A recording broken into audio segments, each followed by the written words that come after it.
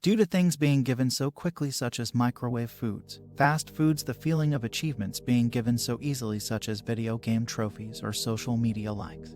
Giving these quick shots of dopamine over and over until we're addicted to things being quick and easy. The worst part is the people that made these quick and easy things know how it mentally affects people and prey on it by using it for marketing. Instant gratification.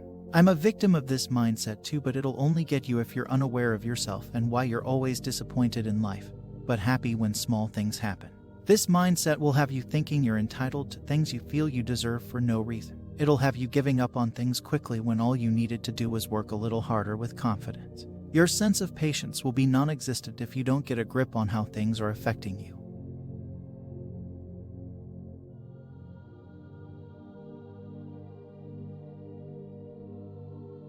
Dealing with life and other people is never easy because everything takes work.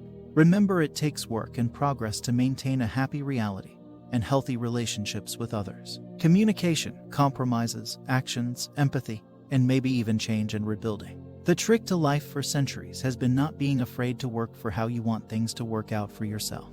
Making the choice to do what's best for you in the long term can be really hard, especially when, to do what's best for you in 5, 10, or 20 years, you have to do things that suck right now. It can feel like you're giving up happiness, fun, and your current life for something that only may pan out in the future. But what if it doesn't pan out? Then you've wasted a good chunk of time that you could have spent enjoying life.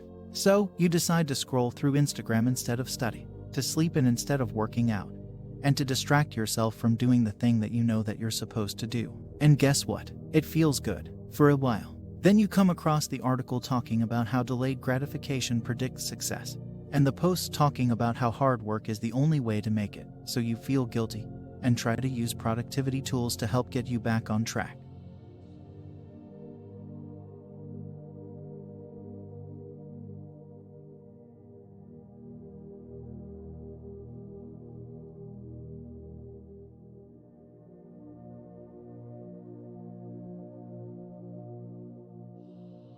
So, you get distracted, and the cycle repeats. This loop of procrastinating, then getting productive, and then losing momentum again can be difficult to escape. But it's not impossible. The first step in escaping the loop is to update your definition of what delayed gratification.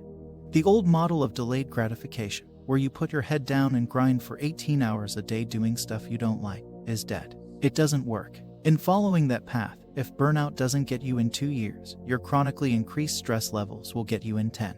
Thankfully, there's a better way to practice delayed gratification. I'll share a few tips that have helped me in my path to getting better at the practice. Hopefully, they'll help you too. Don't delay all gratification. As people living in the modern world, we want all sorts of things: fun, camaraderie, excitement, etc. Delaying gratification only means that we don't act on some of our wants until later, which still leaves a whole world of wants that we can act on right now. For example, studying might require that you delay the gratification of scrolling through social media for a while.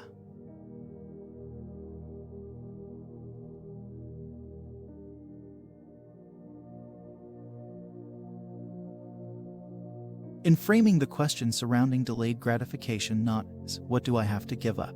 but as "what can I still get?" you can creatively come up with ways to make the process of delaying gratification a whole lot more fun. Start with small risks. The question of what if delaying gratification doesn't pan out, and all the time I spend delaying gratification is a waste, is based on an assessment of risk.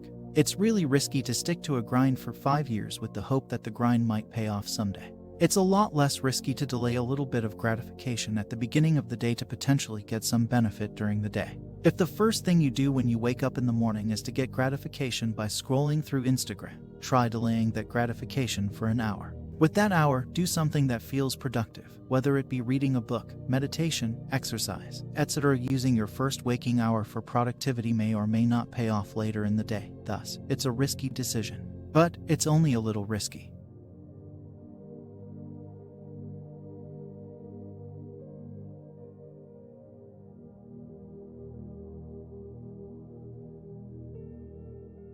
Find a way to love the process. The time you spend delaying gratification can only ever be wasted if that time is not rewarding in some other way. As Gary Vee, one of the most popular poster children of hyper-productivity, states, if you want to be happy, give without expectation. If you want to be super unhappy, think you're getting something for your actions. If you want to get really unhappy, do shit for the sake of something else happening. Whether you like Gary or not, the message is sound. If you love what you're doing while you're delaying gratification, you'll be happy even if you don't get the outcome that you want in 10 or 20 years. In building your love for the process of delaying gratification, you'll be able to tolerate higher and higher risks, and will be able to commit fully to doing actions in the present that may or may not pay off in the distant future. Build a relationship with your future self.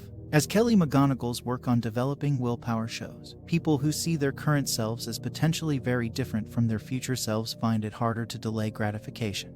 By building a relationship with your future self and by seeing your future self as your current self, just in a different context, it'll be easier for you to delay gratification and to do things to help out your future self because ultimately, you're helping you. If you have trouble imagining your future self, you can put a picture of yourself through an aging filter to what your future self may look like. Your future self isn't always 30 years away though. Sometimes, they're only a few hours away. You can interact with your short-term future self by delaying gratification in small ways that have a practically immediate benefit. For example, you can delay the immediate gratification of hopping into bed by setting up the coffee machine so that when you wake up the next morning, you can get your coffee without any hassle. In building a relationship with your future self, it's important that you consciously acknowledge when you're doing something for your future self, and that you consciously acknowledge when you've reaped some benefit from the efforts of your past self. So, when you're setting up the coffee machine at night, think, I am doing this for my future self. And when you wake up the next morning to a fully prepped coffee machine, thank your past self. Doing something to benefit your future self every day will strengthen your ability to delay gratification in the short term and will make it easier for you to commit to helping the future self that you won't get to meet for another 20 years. I hope the above tips were helpful to you. Good luck on your journey to a brighter future.